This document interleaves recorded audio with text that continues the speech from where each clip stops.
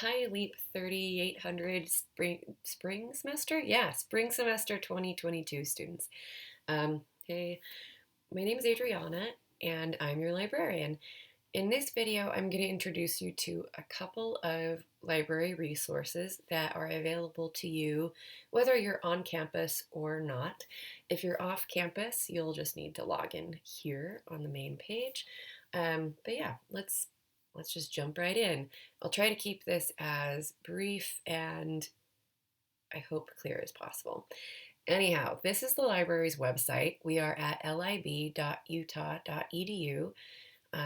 In the upper right-hand corner-ish, you'll see a login, and this is where you will log in with your university ID and the password you use for campus information systems. And this will give you access to all of our electronic resources that we supply through our site. So, in the body of the page here, you'll see this gigantic search bar. Let's do this. Pardon my housekeeping. All right, you'll see this gigantic search bar, very gigantic. And I'm going to do a search for India and waste management. Now, the temptation to hit enter at the end of typing that is going to be really great. However, you'll notice that the default here is to search everything on the entire library website, and that's kind of dumb. So instead, I'd like to have you search the USearch catalog, our library catalog. You'll either hit enter or click this little magnifying glass at the end there. I'm back. Kinda. How do we do this? Okay, so we have at the top of the page, you'll be able to see here, we've got 65,000 results, and those include physical results and electronic results. So I'm going to disappear myself here for a second, and we're going to take a look at this right-hand column. Let's just make this a little bit larger. All right, so in the right-hand margin, this is our refinements menu. So body of the page, you've got all of the 65,000 results, page after page. They're sorted by relevance, and this little menu here will help you to get a handle on all 65,000 results and I hope lead you to the ones that are most relevant to your research needs. So for the sake of this course, you're going to be using scholarly articles, and we can actually restrict to just those here. Under resource type, you'll see articles versus newspaper articles. This first instance refers to journal articles, not newspaper or newsletter. You'll also find a bunch of other types of resources like dissertations, books, reference materials. We just want these articles though. And that reduced our results from 65,000 to 28,000. The next thing I would suggest is to restrict your publication date range. For this course, we are looking at topics that are very timely. So we probably, unless we're interested in historical context, would benefit from updating this publication or creation date range. I'm going to restrict to the most recent 10 years or so. And then we'll take a look at results. So I can look at just peer-reviewed journal articles here. I can look at just full text online also. However, that eliminates some of our potential options. So I'm going to not do either of those clicks. Instead, we'll just leave it all open. And to give you kind of a sense of the layout here, I'm just going to click on this first article. We're going to pretend that this is potentially useful to my research. So we've got the article title in red. Below that, you've got all of these authors, tons of authors. Place of publication, the publication title, publication date, volume, issue, and page numbers. And then below that, we've got an indicator that this is full text and peer-reviewed. So I can just click on full text, but if you scroll down a little bit first, you can actually take a look at the abstract or a brief description about what the article is about. So rather than reading a whole bunch of pages, you could actually just determine whether something is relevant or not, ideally, by reading this brief description or abstract. Um, we'll pretend that it is. I'll click full text available, and this is going to open up another tab. It produces a bunch of links, sometimes just one, sometimes multiple links, but these are to our databases. And any of these first ones here above additional services will take you to the full text. These are just different databases. And there we go. You should never be prompted to log in again or to pay for anything.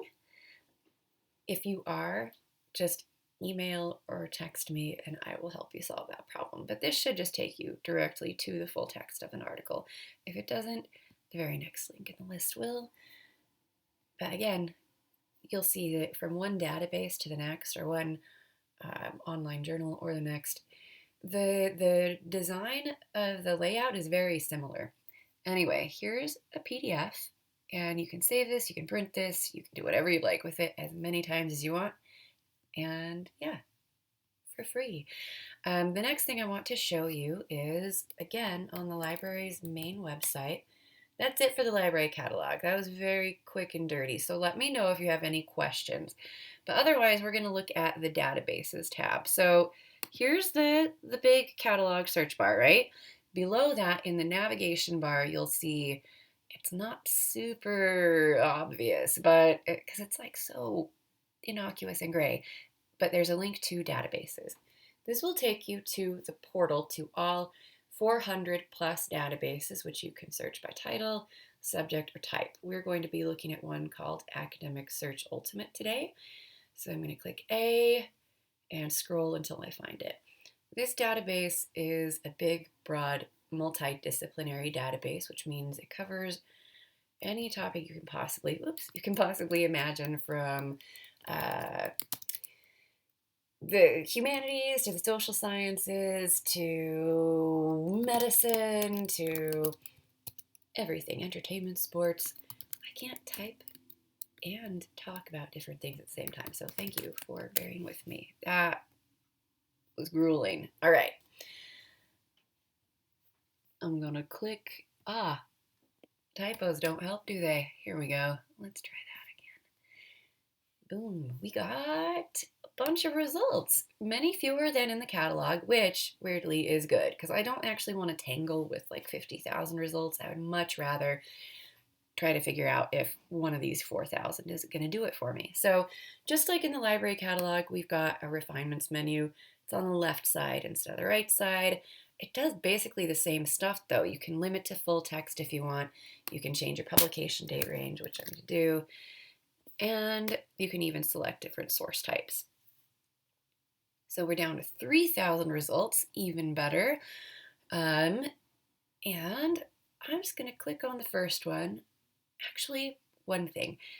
Source types, we do have academic journal articles right here. So let's look at these. I'm going to click on the first one. The cool thing here is it will identify for you by these little icons what type of resource you're looking at.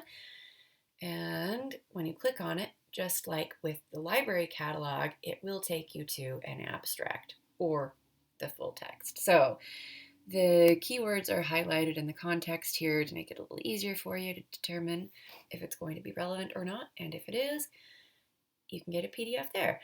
One of the nice things you can do with the databases like this one is you can print stuff, you can email it to yourself, you can save it, and you can cite it. And for the sake of your library assignment, this is very useful. I can actually just grab an APA citation, and this is what each of you will individually be doing for your library assignment 1. Let's see each other's faces again, or maybe not. Let's try and move this around. Where is she? There she is. There she is. There's your librarian. I'm back. Anyway, so for library assignment 1, I'm just going to review some guidelines with you really quickly. I'm going to have you briefly describe which topic you selected. So it's going to be related to waste and India, of course, since that's the subject of your course. I'm going to have you identify which keywords were most successful for you when you were searching for information, where you found that information, whether it was from this database or from the library catalog. And I am going to have you produce one APA citation. Please be sure to check your formatting. If you do it by hand, and even if you're just grabbing it from here, double check and make sure it's formatted properly. Then the third thing you're going to do is you're going to select 3 big takeaways from this source that are really important to your research as a team. So, ideally, these 3 key points are going to kind of be related to one another, of course. And yeah, so any questions, please feel free to reach out to me either via email. My email is Adriana, Adriana, .parker@utah.edu, or you can text me, and that number is on Canvas. I won't be publishing it on this YouTube video. Anyway, I hope that this makes sense and that you feel free to reach out if you have questions, concerns, complaints, thoughts, ideas. You want to compliment me on my bangs, whatever. Thank you so much for paying attention, and I hope to hear from you. Take care.